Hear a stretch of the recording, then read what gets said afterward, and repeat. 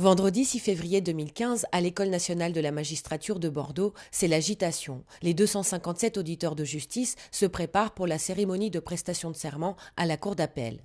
Si la nouvelle promotion 2015 est majoritairement féminine avec 198 femmes pour 65 hommes, elle n'en est pas pour autant formatée. Les parcours et les personnalités des auditeurs sont très diversifiés. Référence et modèle en matière de formation judiciaire dans le monde, l'ENM attache une importance particulière à ces différentes voies d'accès qui favorisent la richesse des profils des auditeurs de justice. Je suis issue du deuxième concours qui est réservé aux fonctionnaires qui ont travaillé depuis plus de 4 années. Donc ce qui est mon cas, j'ai été pendant 4 années conseillère pénitentiaire d'insertion et de probation en maison d'arrêt. Élodie Ballot,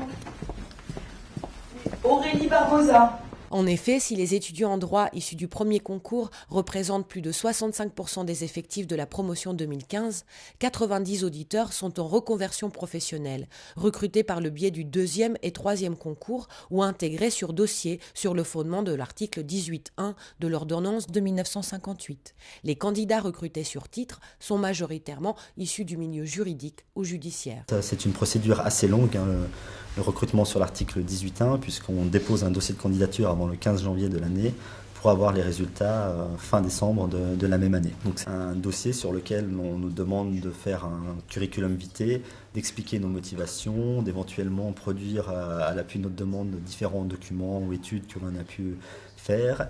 Et on a ensuite une procédure qui passe par beaucoup d'entretiens. D'abord des entretiens avec les chefs de juridiction, le président et le procureur de la République, puis des chefs de cour, premier président, procureur général, et ensuite devant des membres de la commission d'avancement qui émet un avis négatif ou positif dans le cas qui me concerne. Autre moyen de diversifier les recrutements, les classes préparatoires introduites en 2008 et qui permettent cette année encore à 11 étudiants méritants, issus de zones urbaines sensibles, boursiers ou dont les ressources financières sont faibles, de préparer le concours dans des conditions plus adaptées. Sans la classe préparatoire intégrée, j'aurais également préparé le concours, ça aurait simplement été beaucoup plus difficile pour moi, puisque la formation qui nous était proposée dans le cadre de la CPI était parfaitement adaptée à mes besoins, à ce qui me correspondait, le fait de se retrouver dans des petits groupes. Et si je n'avais pas eu le concours cette année, ça aurait été très très difficile de retrouver une formation équivalente en ce qui me concerne. Qu'ils soient issus du premier, deuxième, troisième concours ou recrutés sur dossier, les auditeurs de justice sont en constante augmentation ces dernières années pour mieux répondre aux besoins des juridictions et partagent tous les mêmes motivations, utiliser le droit pour servir les citoyens. Cette alliance entre l'usage technique du droit et un métier très humain qui m'a motivée. Madame Clélia Virlogeux. Madame Julie Vissot. Madame Elisa Wegbécher. Je le jure. C'est ainsi que les 257 auditeurs de justice ont prêté serment à la cour d'appel de Bordeaux. Ils ont juré de garder religieusement le secret professionnel et de se conduire en tout comme des dignes et loyaux auditeurs de justice.